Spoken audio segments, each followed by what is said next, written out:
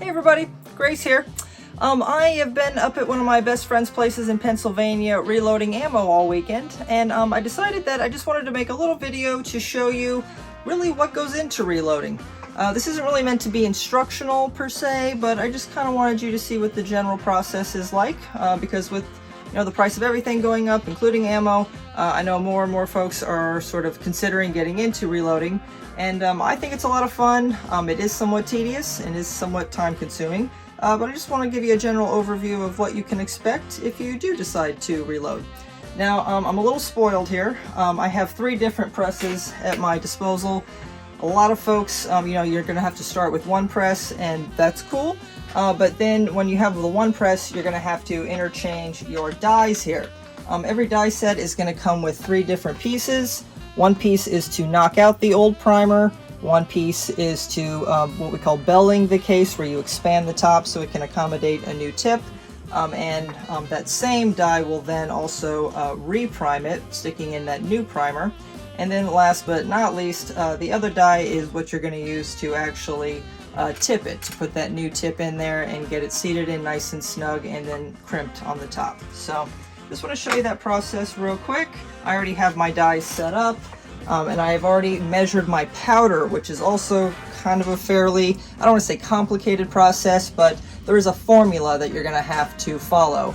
And the only way to really know what that formula is to get a book, and it's going to tell you how much powder you need, depending on the caliber, what kind of tips you're using, whether it's just lead, whether it's jacketed, what kind of primers you're using, etc. But once you know all the variables, you just then, perform those functions, and it'll tell you exactly how much powder you're going to end up using. You're going to use the scale there to measure. There's a little other device here that we, well, here's the scale as you can see, and then you're going to adjust this setting on the powder dispenser to know, it'll tell the little machine to dispense only exactly that much powder, because that's important as well. You don't want to use not enough powder, because then it won't work to accelerate the bullet. You don't want to use too much powder then, because then you're achieving a higher than standard pressure level, which isn't always safe. But generally just know that we've already measured the powder, and we're going to kind of skip that process here for the video. So I have here an old casing. It's a 44 Special. It's, as you can see, boop, we've already used it, and we've already kind of cleaned it up a little bit, depending on how many times you've used the casing. If it got dirt or anything on it, you might have to clean it up a little bit. But generally then, you're going to take that old casing.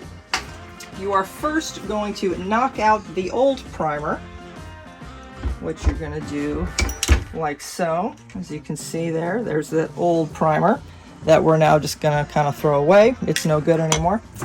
And then what you're going to do is go over here to this handy little machine.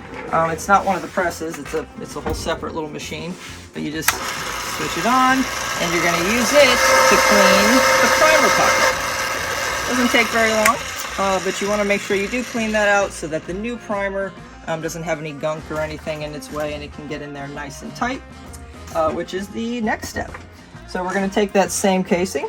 We're going to slip it in the casing holder of this other press here that we're then going to use to bell the casing, sort of expand the top to accommodate this new tip, and we're going to put in the new primer.